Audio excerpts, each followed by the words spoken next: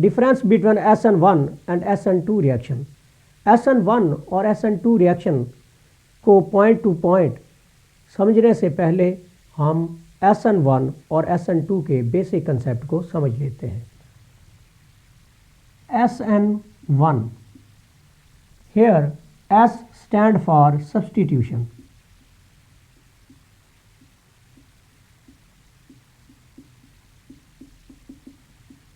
and N stand for nucleophilic.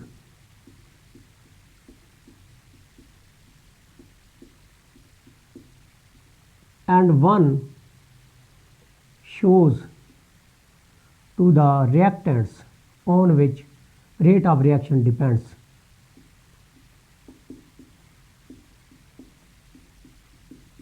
तो ये reaction unimolecular है कि रेट ऑफ रिएक्शन एक ही रिएक्टेंट की कंसंट्रेशन पे डिपेंड करता है।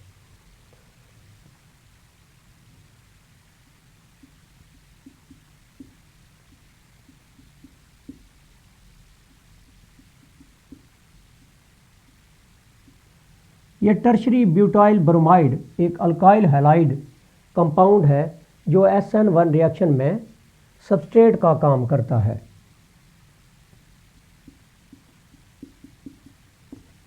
Tertiary butyl bromide.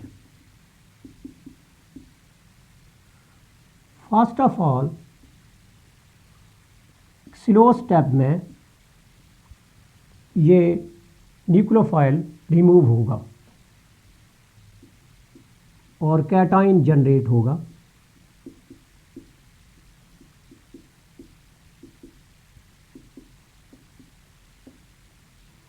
ये स्टेप स्लो स्टेप है और रेट डिटरमिनिंग स्टेप कहा जाता है।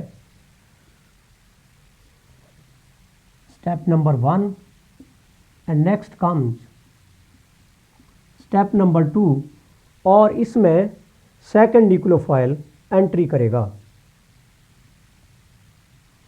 ये हमारे पास कार्बोकैटाइन है।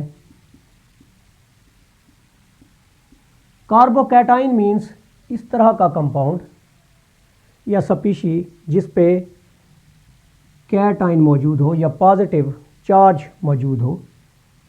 अब इस पे न्यूक्लियोफाइल अटैक करेगा। स्टेप नंबर 2 में न्यूक्लियोफाइल अटैक करेगा। न्यूक्लियोफाइल इस बैकवर्ड डायरेक्शन से भी अटैक कर सकता है और इस फ्रंट डायरेक्शन से भी अटैक कर सकता है। तो न्यूक्लियोफाइल के अटैक करने की यहाँ पे 2 प्लेसेस मौजूद हैं और ये रिएक्शन बहुत ही फास्ट होगा। उसकी वजह है cationic and ionic nature of reactants. यहाँ पे एनाइन है और यहाँ पे कैटाइन है तो रिएक्शन बहुत ही फास्ट होगा। अब यहाँ पे 2 तरह के प्रोडक्ट्स हमें मिलेंगे। एक तो ये अगर ये बैकवर्ड डायरेक्शन से अटैक करे तो ये ग्रुप इस तरफ शिफ्ट हो जाएंगे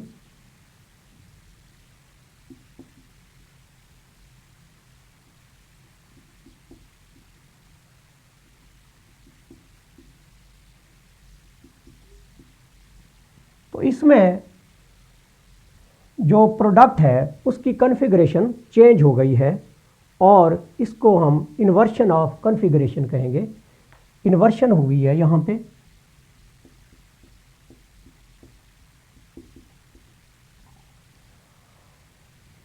और इसी तरह जो फ्रंट साइड से न्यूक्लियोफाइल अटैक करेगा तो इस तरह का प्रोडक्ट देगा।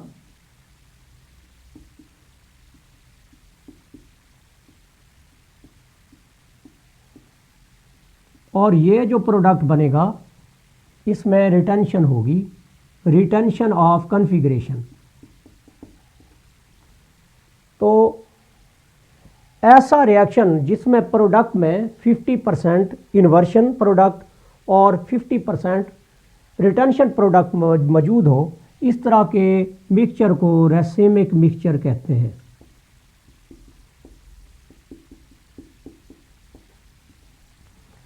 तो यहाँ पे दो तरह के प्रोडक्ट होंगे, 50% इन्वर्शन और 50% रिटेंशन प्रोडक्ट होगा। तो इसे आप अच्छे तरीके से जहन में रखें ताकि जब हम डिफरेंस स्टडी करेंगे तो आपको आसानी होगी। नेक्स्ट हम चलते हैं SN2 रिएक्शन की जानिब। अब हम समझ लेते हैं SN2 रिएक्शन को।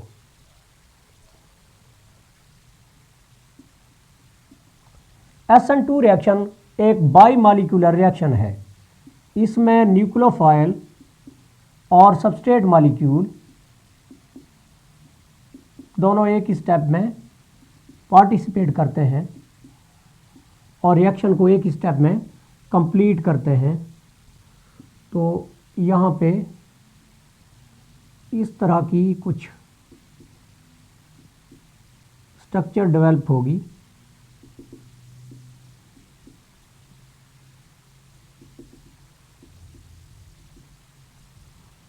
इसे ट्रांजिशन स्टेट कहते हैं।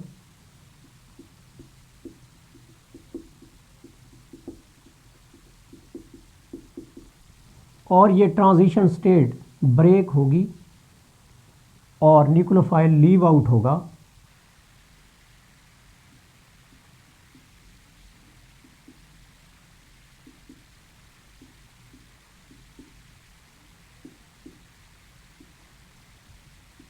और ये जो प्रोडक्ट बना है इसमें अगर हम देखें तो मॉलिक्यूल इन्वर्ट हो गया है।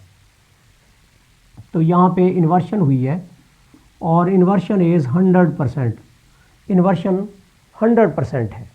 अब हम डिफरेंस बिटवीन SN1 और SN2 को पॉइंट टू पॉइंट डिस्कस करते हैं। Reaction parameter,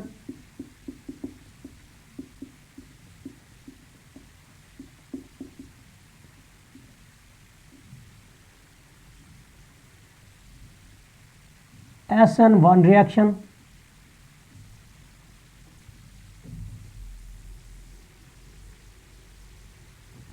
and here is SN2 reaction.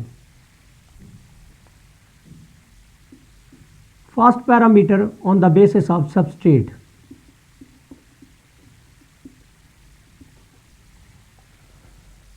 तो किस तरह का सबस्ट्रेट प्रेफरेंशियली SN1 रिएक्शन देगा और किस तरह का सबस्ट्रेट SN2 रिएक्शन देगा, इसको हम इस तरह से समझते हैं। Tertiary alkyl halide, primary alkyl halide and methyl based alkyl halide will preferentially give SN1 reaction. On the other hand, methyl alkyl halide और primary alkyl halide, secondary alkyl halide और tertiary alkyl halide SN2 reaction देंगे। Second point, on the basis of nucleophile.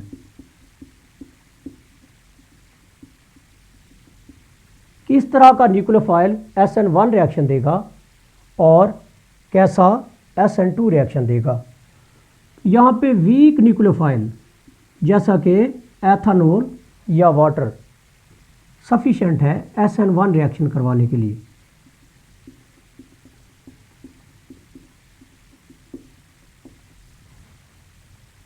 लिख सकते हैं water और ethanol, और इसे हम सॉल्वोलाइसिस रिएक्शन भी कहते हैं।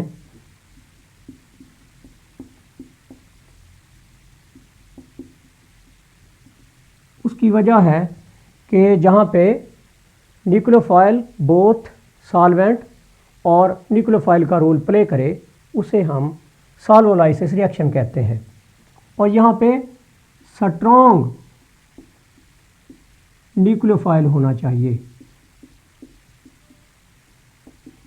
दैट मे बी हाइड्रोक्सालाइन और एथॉक्साइड।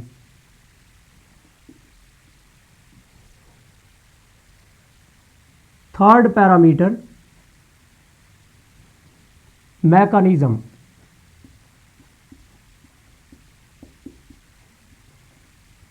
SN1 रिएक्शन किस तरह का मैकेनिज्म शो करता है, SN2 रिएक्शन किस तरह के मैकेनिज्म से कंप्लीट होता है। तो ये रिएक्शन 2 स्टेप पर बेस्ड है और ये रिएक्शन सिंगल स्टेप में कंप्लीट हो जाता है, जैसा कि अभी हमने स्टडी किया था।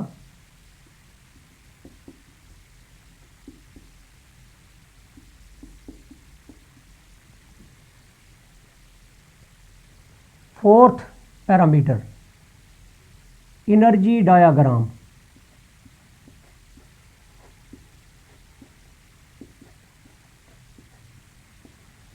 अगर एनर्जी डायग्राम की बात करें,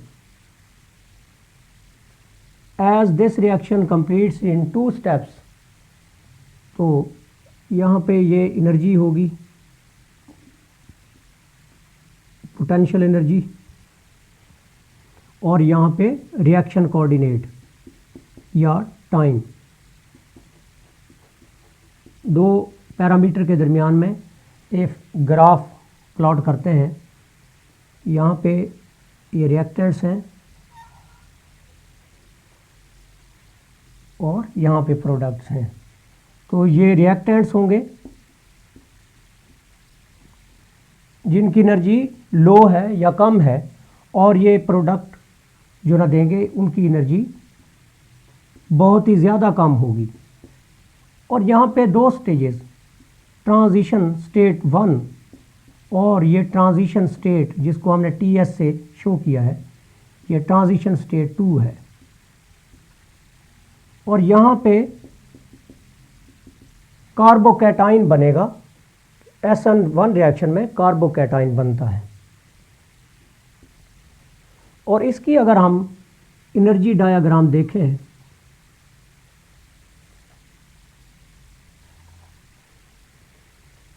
तो यहाँ पे रिएक्टेंट्स की एनर्जी लो है और प्रोडक्ट की एनर्जी बहुत ही कम है, और ये स्टेट जो है ट्रांजिशन स्टेट होगी। तो इसमें SN2 रिएक्शन में जस्ट 1 ट्रांजिशन स्टेट है और यहाँ पे 2 ट्रांजिशन स्टेट्स हैं।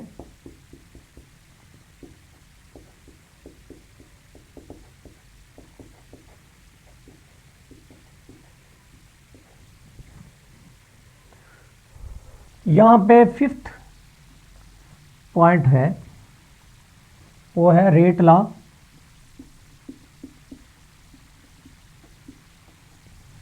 SN1 reaction depends upon the concentration of just one reactant.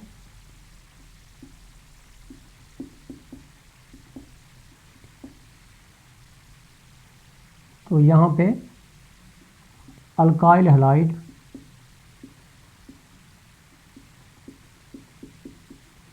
की कंसंट्रेशन पे डिपेंड करेगा, क्योंकि रिएक्शन 2 स्टेप्स पे कंप्लीट होता है और फर्स्ट स्टेप इसका रेट डिटरमिनिंग स्टेप होता है। तो rate depends upon the concentration of alkyl halide. Here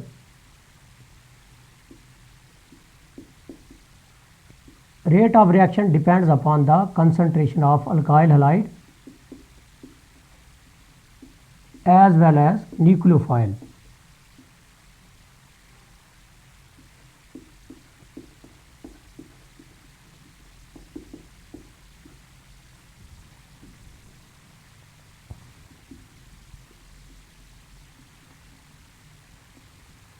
Stereochemistry.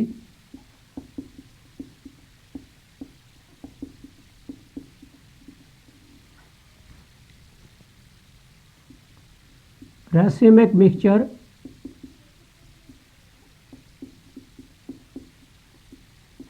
is obtained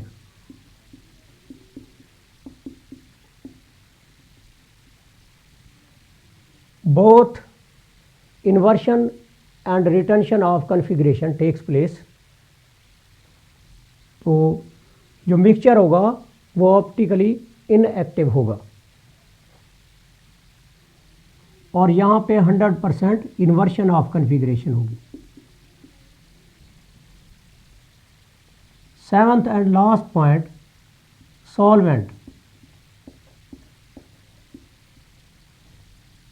SN1 reaction में प्रोटिक सॉल्वेंट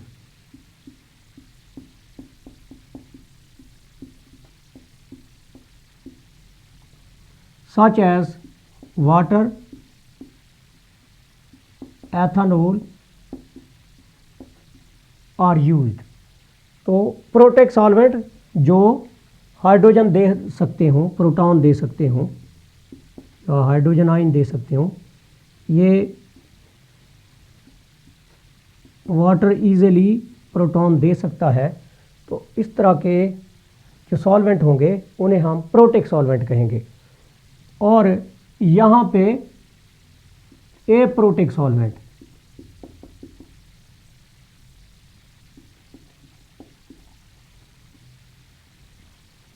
जैसा कि DMS, डाईमिथाइल सल्फॉक्साइड और एसीटोन, तो ये प्रोटॉन नहीं दे सकते, इसलिए हमें एप्रोटिक सॉल्वेंट कहते हैं। Thank you for watching. Please subscribe my channel and help me to grow this channel.